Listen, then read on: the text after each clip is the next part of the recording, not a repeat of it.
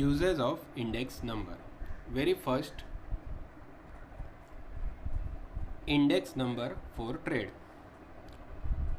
The index number provides useful guidelines to study the general situation of economic activities of business and trade in the country.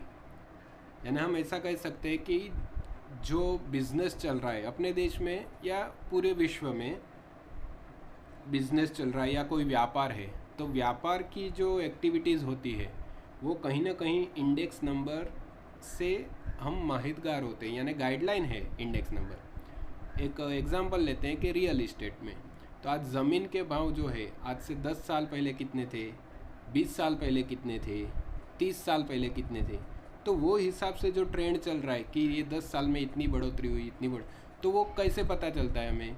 With the help of index number.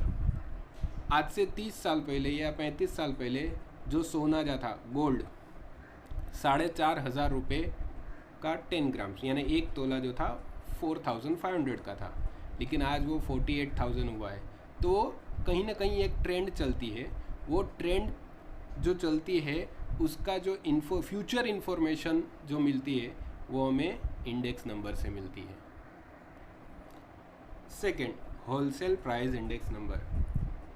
तो wholesale price index number जो है उससे हमें क्या एक सामान्य माहिती मिलती है कि एक डिमांड और सप्लाई, ये जो डिमांड और सप्लाई की जो प्योरली जो इन्फॉर्मेशन मिलती है हमें होलसेल प्राइस इंडेक्स नंबर से मिलती है।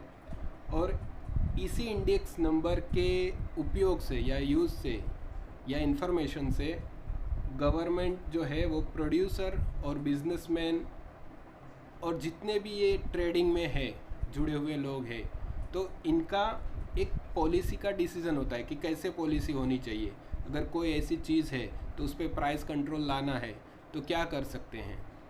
तो प्राइस कंट्रोल के लिए एटलीस्ट हमें इंडेक्स नंबर का पता होना चाहिए।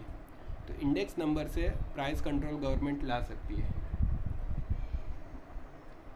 दूसरा, जो महंगाई बढ़ रही है, इन्फ्लेशन, तो इन्फ्लेशन को फाइंड आउट करने के लिए भी ये होलसेल प्राइस इंडेक्स नंबर बहुत महत्व का ज़रिया है। It's very much important, means we can calculate the inflation rate of inflation with the help of wholesale price index number. So this is the formula to find out rate of inflation. हमें क्या करना है कि wholesale index number जो current year का है minus wholesale index number previous year का हमें माइनस करना है और divided by wholesale index number of previous year. फिर जो भी आंसर आएगा उस आंसर को जब हम 100 से मल्टीप्लाई करेंगे तो we will get rate of inflation. Third is cost of living index number. ये cost of living index number जो है it's useful to study the changes in the cost of living of people. यानी अगर हम देखने जाएंगे तो तरह तरह के लोग हैं और तरह तरह के लोग हैं तो उनके जो खर्चे हैं, मीन्स अगर रहन सहन का जो ज़रिया है सबका अलग अलग है। आज ऐसे भी लोग हैं जो अपना घर 5,000 महीने में चलाते हैं और किसी किसी को 50,000 भी कम पड़ जाते हैं। सो ये जो cost of living index number है उससे हमें पता चलता है कि जो मिनिमम, अगर गवर्नमेंट को मिनिमम वेज डिटरमाइन करना है कि चलो सबसे कम इतने पैसों में एक गरीब से गरीब इंसान का भी घर चल सकता है, तो ये वेजेस जो डिटरमाइन होते हैं, नक्की होते हैं, वो कहीं ना कहीं cost of living index number से होता है। कोई कंपनी को जब वो एज ए एम्प्लॉय किसी को रखते हैं तो उनका सैलरी क्या होना चाहिए, तो वो पॉलिसी सैलरी है, फिर उनका बोनस है, जो भी उनको ये मिलता है और डियरनेस अलाउंसेस मिलता है, तो ये सब जो कैलकुलेशन होता है वो cost of living index number से ही होता है। गवर्नमेंट की जो टैक्स पॉलिसी होती है लोगों पे जो ज़्यादा कमाते, इनकम टैक्स, पर्सनल टैक्स जिसे हम कहेंगे इनकम टैक्स, तो ये जो पॉलिसीज़ भी गवर्नमेंट जब डिसाइड करती है तो cost of living index number को ध्यान में लेके ही करती है। Index number of human development, तो ये जो इंडेक्स नंबर है ह्यूमन डेवलपमेंट का is useful to determine the state of human resources. Human resources यानी इंसान को क्या क्या चाहिए, हवा चाहिए, पानी चाहिए, रहना चाहिए, खाना चाहिए, तो ये सब रिसोर्सेज हैं। तो रिसोर्सेज जो भी है वो हमें index number of human development से पता चलते हैं कि कितना है। अभी भारत है, चीन है, वहाँ पे जो जनसंख्या है, पॉपुलेशन बहुत ज़्यादा है, तो वहाँ पे रिसोर्सेज जो हैं तो इतनी जनसंख्या में वो बट गए हैं, तो पर एक इंसान के लिए वो कितना है तो वो हम index number of human development से जान सकते हैं। दूसरा कि standard of living. Standard of living यानी लोग जो रहते हैं, शहरों का जीवन अलग है, शहर में लोगों का जीवन अलग है, गांव में जो रहन सहन का जीवन वो अलग है। तो ये जो तय कर पाना मीन्स ये शहर में लोग कैसे रहते हैं, गांव में कैसे रहते हैं, वो डेट हमें index number of human development से पता चलता है। लाइफ एक्सपेक्टेंसी यानी ऑन एवरेज आज कितना इंसान जी सकता है, 50 साल, 60 साल, तो वो भी हमें यहाँ से हम कैलकुलेट कर सकते हैं या पता चल सकता है। Level of education all over कितना एजुकेटेड, लिटरेसी, तो लिटरेसी भी हमें कहीं ना कहीं index number of human development से ही पता चलती है। Index number of national income,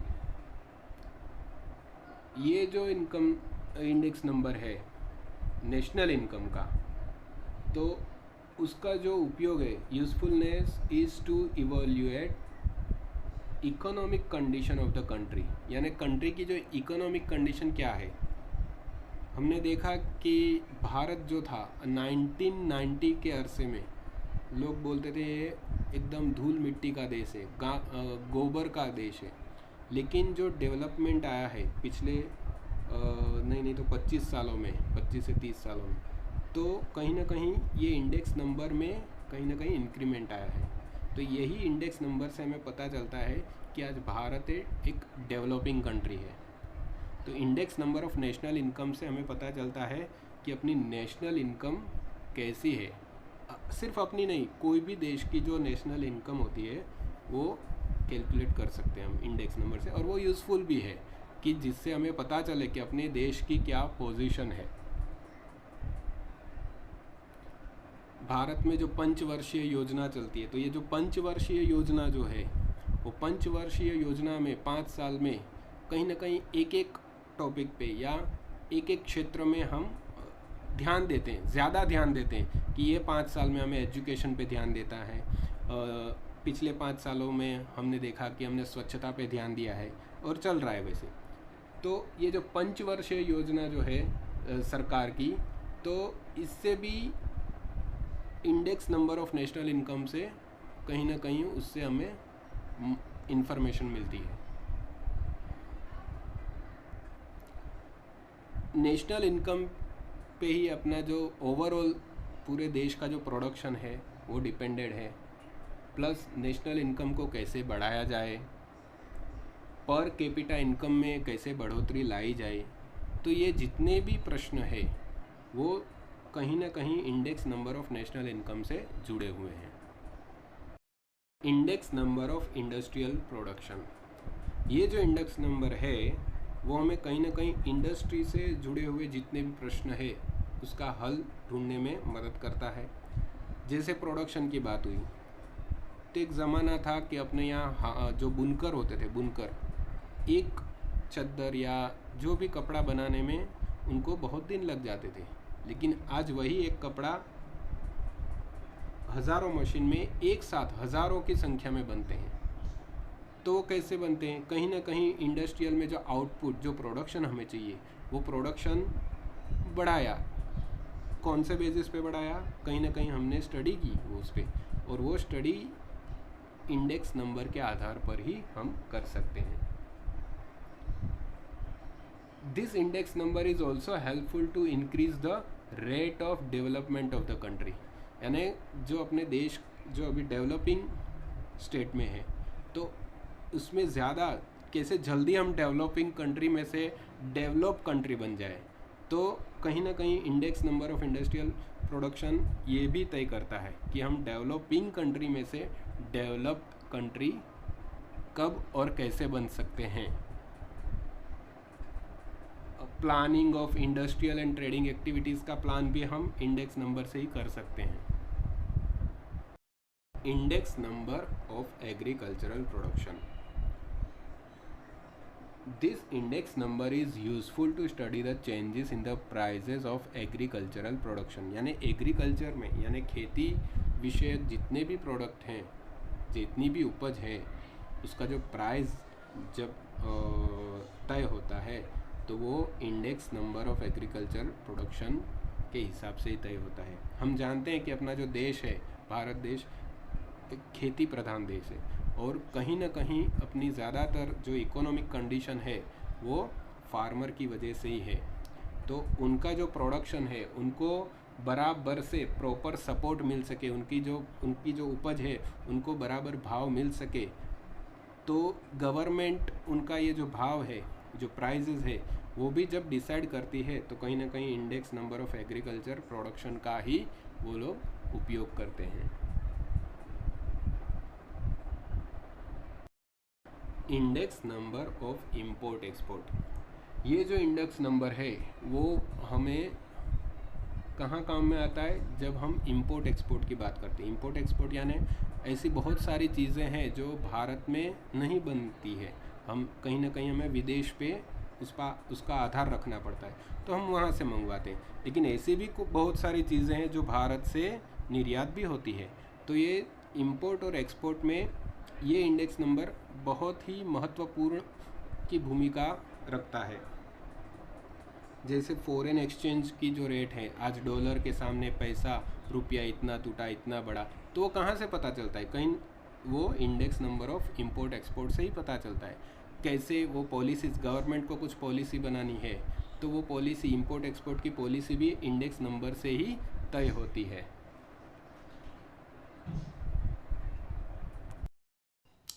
index number of employment, this index number provides the picture of employment, यानी रोजगारी कोई देश में कैसी है वो हमें इंडेक्स नंबर से पता चलता है। बेरोजगारी, अनएम्प्लॉयमेंट का जो सबसे बड़ा मुख्य प्रॉब्लम है अपने देश में, तो वो इंडेक्स नंबर ऑफ एम्प्लॉयमेंट से ही पता चलता है। और वो बेरोजगारी को रोज़गार में कैसे कन्वर्ट किया जाए, तो जब गवर्नमेंट कुछ पॉलिसी बनाती है ये बेरोज़गारी में से रोज़गारी देने के लिए, तो वहाँ पे भी इंडेक्स नंबर ऑफ एम्प्लॉयमेंट बहुत बहुत इम्पोर्टेंट है।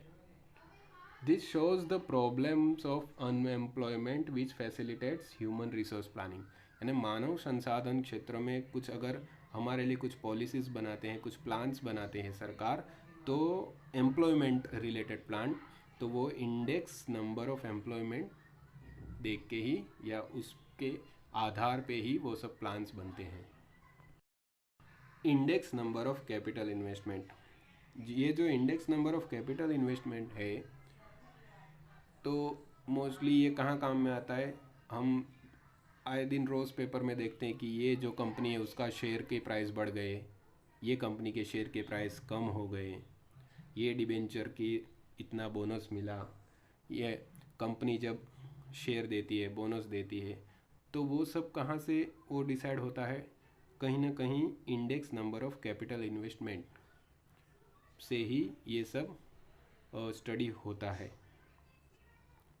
Index number of capital investment में एक ये भी है liquidity of cash, flow of cash, यानी कैपिटल का लिक्विडिटी कितनी है, तो वो भी हमें इसी से पता चलता है। Index number of raw material, तो ये रॉ मटेरियल यानी जो कच्चा माल लेते हैं और कोई उसमें से प्रोसेस करके फिनिश गुड बनाते हैं, तो ये index number of raw material किसको ज़्यादातर महत्वपूर्ण है, या एक माहितगार होती है, ये इंडेक्स नंबर माहितगार होता है किसको किसको? ट्रेडर्स, जो व्यापारी हैं, जो बिजनेस करते हैं, जो अर्थशास्त्री हैं, जो बिजनेस के साथ जुड़े हुए हैं, तो इन ये सब लोगों के लिए index number of raw material बहुत ही काम की चीज़ है और उन्हें उपयोग में भी आती है। या फिर गवर्नमेंट को भी कुछ पॉलिसी बनानी है रिलेटेड टू रॉ मटेरियल, तो वो भी index number of raw material he use करके अपनी पॉलिसी बनाते हैं। So let me conclude here that as barometer is used to predict weather, air pressure, cyclone and rain, the index number is a necessary tool for the measurement and comparative study of changes in the economic, business and social activities of the country. यानी barometer जो है होता है, हमें पता है science में barometer क्या काम में आता है? वेदर, यानी आज जो हवामान होता है, हवामान या फिर जो भी भौगोलिक स्थिति जो होती है किसी प्रदेश की, तो वो ढूंढने के लिए या उसका मेज़र करने के लिए बैरोमीटर यूज़ होता है। सेम वे ये जो इंडेक्स नंबर है वो इकोनॉमिक्स में एक बैरोमीटर का ही काम करता है। और ये बैरोमीटर क्या क्या मेज़र कर सकता है? अर्थशास्त्र, अपना जो इकोनॉमिक्स कंडीशन है, बिजनेस जो व्यापार है, वाणिज्य है, सोशल एक्टिविटीज़ यानी सामाजिक जो क्रियाकलाप होते हैं देश के, तो कहीं ना कहीं ये सब में अगर मेज़रमेंट करना है, हमें मेज़र करना है कुछ, तो वो सिर्फ इंडेक्स नंबर की वजह से या इंडेक्स नंबर के माध्यम से ही हम उसे मेज़र कर सकते हैं। इसलिए इंडेक्स नंबर को इकोनॉमी में यानी अर्थशास्त्र में बैरोमीटर कहा गया है।